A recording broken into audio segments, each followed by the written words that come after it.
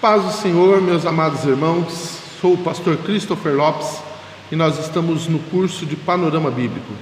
Hoje vamos dar sequência na nossa 8ª aula a respeito de aliança eterna. Como sabem, na última aula nós falamos um pouco a respeito de Deus e o tempo, Deus e a relação com o tempo. Explicamos que Deus é um ser atemporal, é um Deus fora do tempo, qual ele não está subordinado ao que nós compreendemos como tempo. Dito isso, entendemos então que Deus ele é um ser que tem a sua visão completa da história. Para Deus tudo ocorre no mesmo momento, no eterno agora. Para Deus tudo ocorre no mesmo instante, né? O que para nós leva 10 anos, 20 anos para acontecer, para Deus já aconteceu, tá?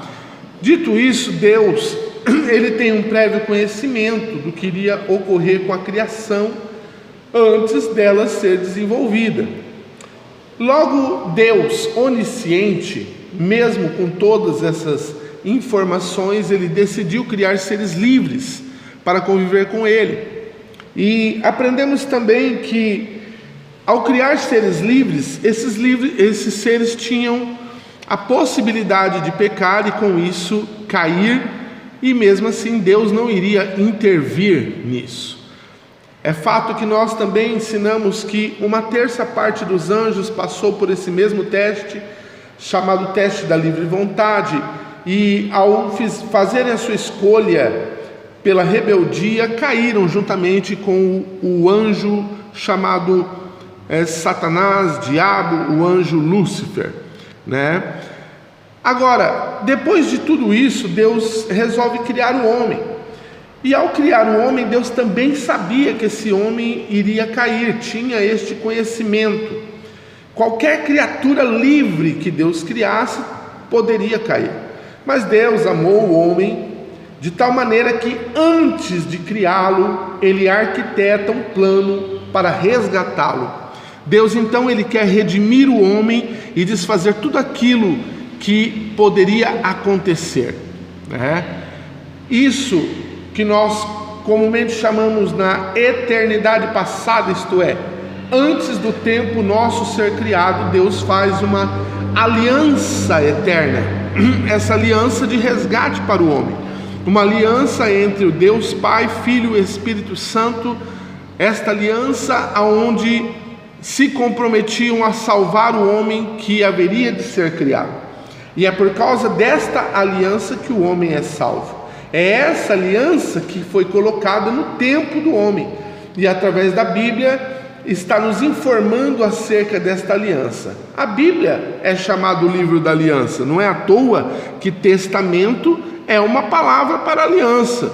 Por isso nós temos Velho Testamento e Novo Testamento, porém uma só aliança, tá? Veja, lá em Isaías 46 e no verso de número 9 e o verso de número 10, a Bíblia diz assim: lembrai-vos das coisas passadas desde a antiguidade, que eu sou Deus e não há outro semelhante a mim, porque eu anuncio o fim desde o princípio, e desde a antiguidade as coisas que ainda não aconteceram, que digo, o meu conselho será firme e farei toda a minha vontade, tá?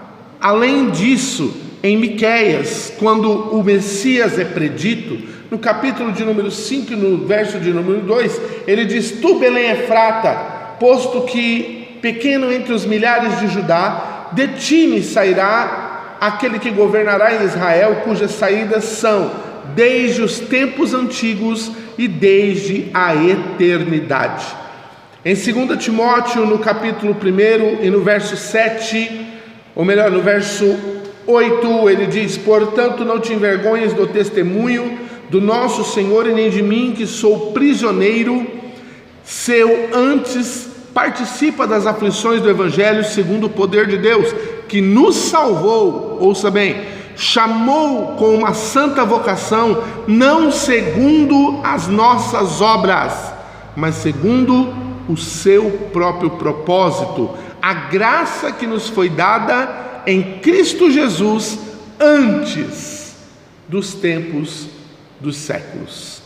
Tá? Esses textos, eles falam claramente como essa aliança foi realizada antes do mundo, antes do ser humano e antes do tempo ser criado.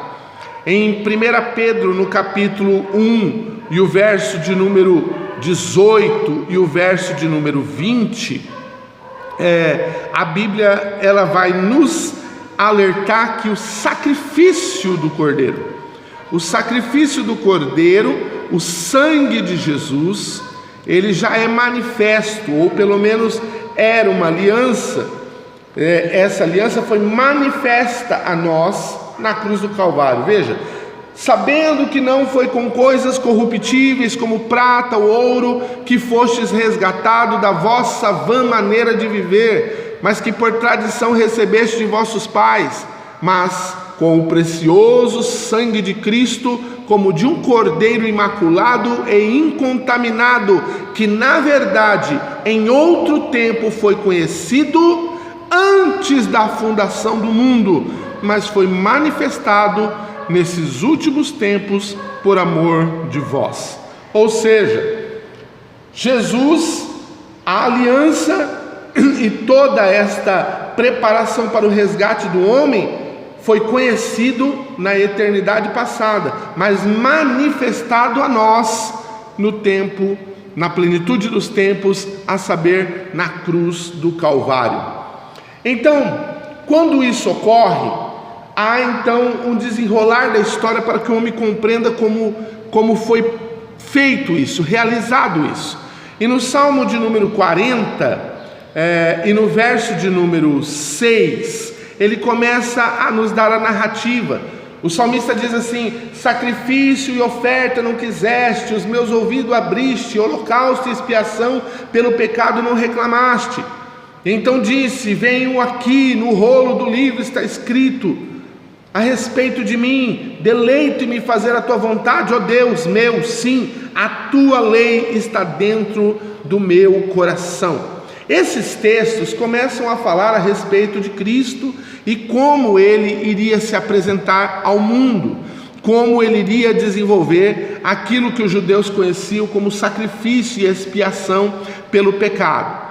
E no livro de Hebreus, no capítulo de número 10, e no verso 1 até o verso 10, começa então uma narrativa que mais para frente nós vamos detalhar, mas falando ali como Cristo era o sacrifício perfeito, o sacrifício único preparado por Deus para retirar o pecado do homem, para retirar o pecado do mundo.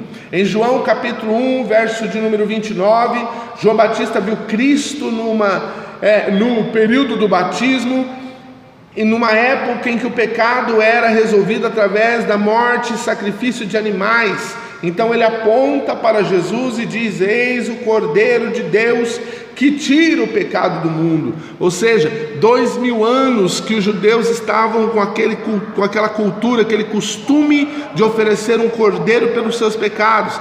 Quando Cristo adentra a terra, então o profeta João Batista aponta: este é o sacrifício perfeito.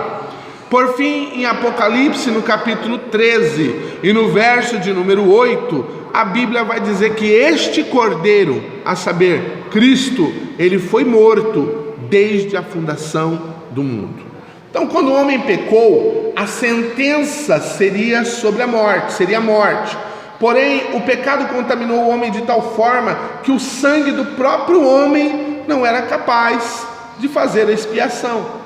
Ou seja, ele morreria apenas pelo seu próprio pecado, sofreria as consequências pelo pecado. Então era necessário que alguém que não tivesse passado por isso, pelos efeitos do pecado, morresse no seu lugar. Porque a Bíblia vai ensinar então que através do sangue que há remissão para os pecados. Veja, Hebreus 9, 22, sem derramamento de sangue não há remissão de pecado. Levítico 17, verso 11, é o sangue que faz expiação pela vida.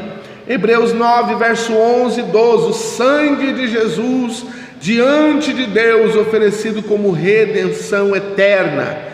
Apocalipse 5, verso 9 e 10, Ele nos compra com o seu sangue e nos faz para Ele reis e sacerdotes do seu reino.